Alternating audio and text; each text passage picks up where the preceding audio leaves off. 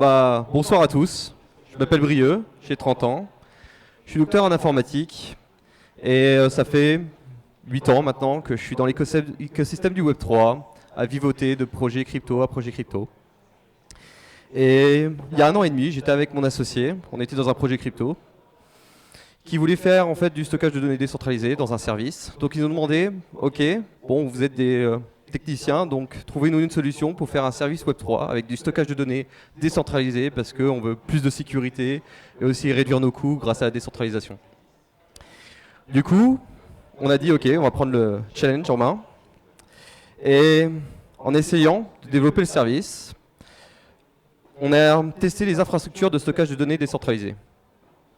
Là, on rentre un peu dans le technique, mais sans aller trop dans le technique, on les a testées toutes. On les a testées, retestées, et on a fini par abandonner le service. Pourquoi? C'est parce que les infrastructures de stockage de données décentralisées étaient beaucoup trop lentes sur le téléchargement des fichiers. En fait, vous ne l'auriez jamais utilisé. Ce service, imaginez-vous, pour télécharger une vidéo d'1 minute à peu près, comme par exemple, allez, prenons un chien avec une batte et un chapeau qui se combat contre Godzilla pendant 1 minute. Petit gif que certains connaissent. Eh bien, sur un Google Drive, ça va vous prendre 1 minute pour la télécharger, grosso modo.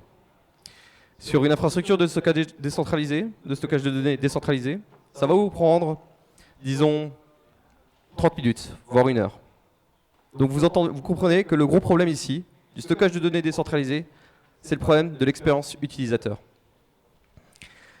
Eh bien, chez Nefele, on a décidé de prendre ça à cœur et de trouver une solution technique qui va permettre aux entreprises de demain, du Web3 et au-delà, de profiter d'un stockage de données décentralisé qui optimise l'expérience utilisateur.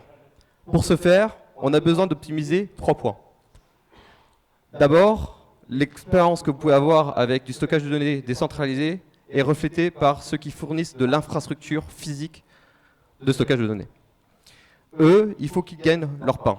Pour qu'ils gagnent leur pain, on a dû reconfigurer totalement la manière dont nous rémunérons ces fournisseurs d'infrastructures. Deuxième point, c'est la vitesse de transfert de données. Il est bien beau de fournir de la capacité de stockage de données, mais si votre débit ou votre latence est mauvaise, les gens vont de nouveau souffrir de l'expérience utilisateur. Donc pour régler le problème-là, ce qu'on a fait, c'est qu'on a mis en place un nouvel algorithme qui va vous donner des frais de transaction, en fait des frais de stockage que vous avez définis au sein de votre nœud de stockage, et vous pouvez les gagner uniquement si vous avez une bonne latence et des bons débits avec les services avec lesquels vous opérez. Dernier point, la flexibilité, en fait, c'est au niveau des programmeurs, pour qu'ils puissent, en fait, eux, déployer de manière simple, efficace. Il faut d'abord utiliser des solutions qui fonctionnent très bien aujourd'hui. Par exemple, Ethereum, avec Solidity, on a ce genre de framework pour les développeurs.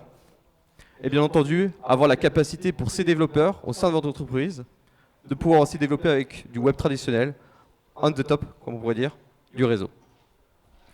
Donc du coup, et là je me suis trompé de slide, on s'attaque à un marché en fait du Web3. Il faut savoir qu'aujourd'hui, l'écosystème du Web3 injecte à peu près $1 milliard dans des solutions de stockage de données centralisées. En fait, plus de 90% des entreprises du Web3 aujourd'hui ont du stockage de données centralisé. Vous pourrez demander autour de vous, qu'est-ce que vous utilisez? Vous entendrez AWS, Google, Microsoft, etc. Ce qui est normal, ça fonctionne très bien, expérience utilisateur d'enfer, mais ça fait un single point of failure pour la partie technique. Et le cloud, c'est aussi quelque chose en pleine expansion, particulièrement sur le stockage de données. C'est quand même 770 milliards en 2030. Donc il y a de la place, il y a de la marge. Et nous, chez Nefele, d'ici 3 à 5 ans, on veut déjà absorber dans les 1 milliard entre 10 et 20% du marché.